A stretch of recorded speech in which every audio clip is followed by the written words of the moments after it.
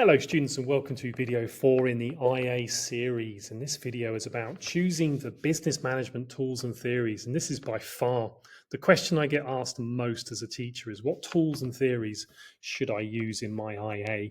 And in this video I'm going to try and answer that question, but I'm going to warn you in advance, the question is unanswerable, but I'm going to try and give you some ideas about how you can choose for yourself. So first off, here's the IA rubric that I showed in a previous video. You can see that tools and theories would fall under criterion C, use of tools and theories, and it's worth 4 marks out of 25. So it's really obviously very important. And I'm also going to argue that if you do a good job in criterion C, choosing your tools, then you're going to do better analysis and evaluation, have a better conclusion. So I think the benefits of choosing the right tools go all throughout the IA itself. So let's look at what the rubric says. So this is the IB rubric for the criterion C. So for 4 marks out of 4, the business management tools and theories are effectively selected and applied with clear relevance to the research question. So what I can do is I can pull out 3 bits of that I think are relevant. First is they're effectively selected. And that means that we're using the right tools and theories for the job, if you like.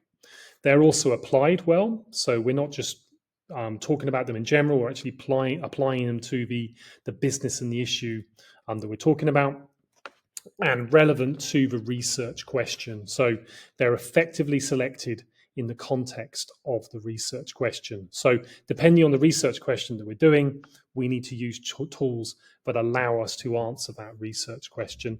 And that's kind of like a sneak preview about why no one can tell you what the right tools are, because it depends on your research question. So what are tools and theories? Now there's some misunderstanding here, so I'm just going to clear this up.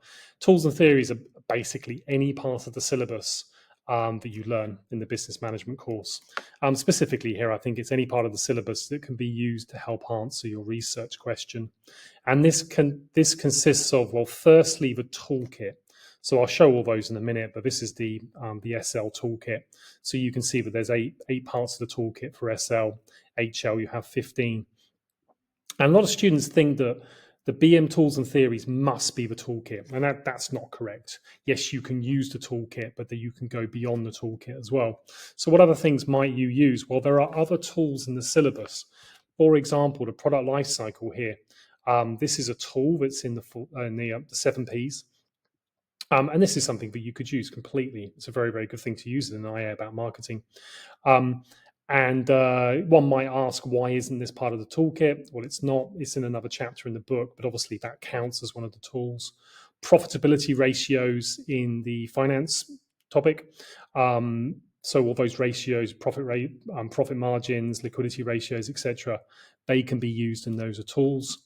But also there are theories as well. So probably the best example from the syllabus is the motivation theories that you learn.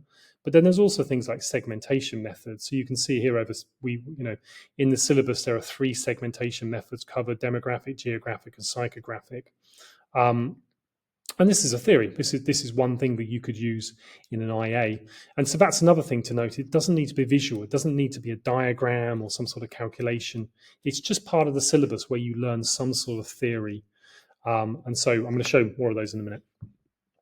So examples of things you could use. Well, obviously the toolkit is a good place to start. So it's probably the place I'd start. I'd look through the toolkit and I would look for things that suit your research question. So in the SL syllabus, you've got 8. HL, you've got another 7. The red square are ones where I've seen these used well in the past. So the Ansoff matrix, I think, is a really good tool to use. The BCG matrix is good. Circular business models are good, etc., etc., etc. It doesn't mean that the ones not in the red box can't be used. It's just in the past I've seen the ones in the red box used well. Other tools and theories. Well, basically they can be HL or SL. They can be visual or non-visual. And the list I'm about to give you is non-exhaustive. And by that, I mean that in theory, anything from the syllabus is possible. And if I were to give you the whole list of tools and theories, it would basically just be the syllabus. So I'm just going to give you like a selection of ones which I've seen used in the past. And sometimes just the name of the chapter is a tool. So we're going to Unit 1. I'm not going to go through all of these, but in Unit 1, the Introduction to Business Management, I think 1.3, Corporate Social Responsibility works well. So you've got the triple bottom line, those sorts of things. 1.4, Stakeholder Analysis and Mapping, where you've got the power interest matrix, I think works really well. And then 1.5 as a chapter is excellent because you've got all these external growth methods. So just taking mergers and acquisitions, I think it's possible some IAs will look at an acquisition, one company buying another one, and saying, well, was this a good acquisition? And so there's lots of content from 1.5. Moving on to human resource management. Again, there's loads you can use here. I think centralization versus decentralization works. Motivation theories I looked at earlier works really well. And new to the syllabus, Handy's Gods of Management. I think if you're an HL student looking at culture, I think that's a good one to use. Then finance and accounts. I think the two main ones are profit and loss and balance sheet alongside these ratios. So I think if you're looking at finance, that's definitely a place I would be looking at. Then you've got marketing. So I talked about segmentation methods and consumer profiling. That's nice. Product lifecycle pricing methods, distribution channels, specifically with regarding place, I think is something that can go well. And then operations management. So quality management, outsourcing versus in-house production, offshoring and reshoring. Unit 5 actually is a lot of HL content. So it's more likely that HL students will be using Unit 5. So again, that's a list. I mean, like I said, I could list everything from the syllabus, but then it would just be the syllabus. But I think these lists here are a good starting place to look for things. So just by going through those lists, have a look at what your IA is about. That would be a good starting point. So on to the second part, the best tools and theory to use is, it depends. And I think that it really, really depends on your research question. There's no one tool or theory that can be used in every single IA really, really well. And that's what makes it difficult. And that's why the IB assesses it, because the actual choice of the tool is something which is skillful and is something that can help. So it depends on your research question. Like I said, the rubric says the tools and theories are chosen with clear relevance to the research question. So the best tools and theories to use are the ones that help you to answer the research question. And yes, I've said that's really useful. Thanks very much. You're making a video on what tools to use. And I'm not telling you, well, because I can't, because it does depend on your research question. And if that's what you take away from this video, then that's great. Again, I've given you those lists, so that's something you can definitely use. But here's one method, and I'll show you another one in a minute. Decide what part of the syllabus your IA will focus on, and then have a look at some textbooks or whatever. Here's the list I gave you. Look at the tools in marketing and think, well, which of those could help? Look at the BMT toolkit. Which of those would work? Usually, ideally, it's best to look at two different parts of the syllabus when you're doing your IA.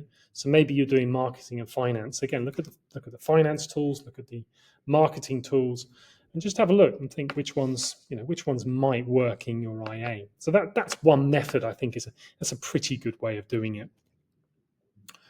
And then here's like a quality control is when you're using the tools and the theories in the IA, you're going to be using them within the main body of the IA. Again, more on structure in the next video. But effectively, you want to do four things when you're using a tool as part of your IA. First off, introduce the tool.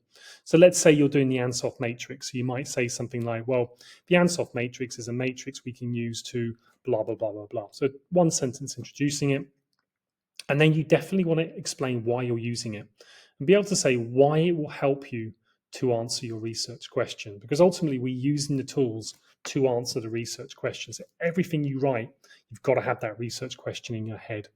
So just explain why you're using it and how it's going to help you answer your research question. Then use the tool or theory. So if we're doing the Ansoff matrix, obviously we're going to draw it, we're going to explain it, and then we're going to apply it to the organization that we're studying in our IA.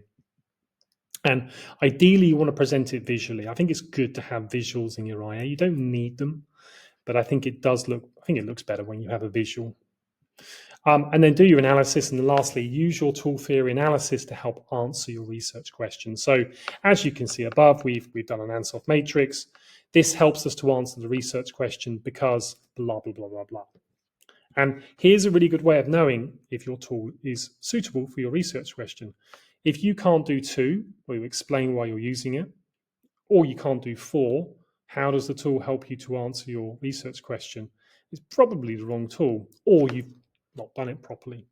So in the previous slide, I showed you, a selection of how we can choose what tool might work.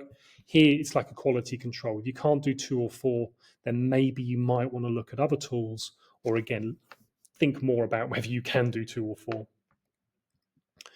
And then on to the SWOT, steeple, and force field analysis. So up here, this is taken from what the IB said. And so the IB has said many centers only including SWOT, pest, and force field analysis.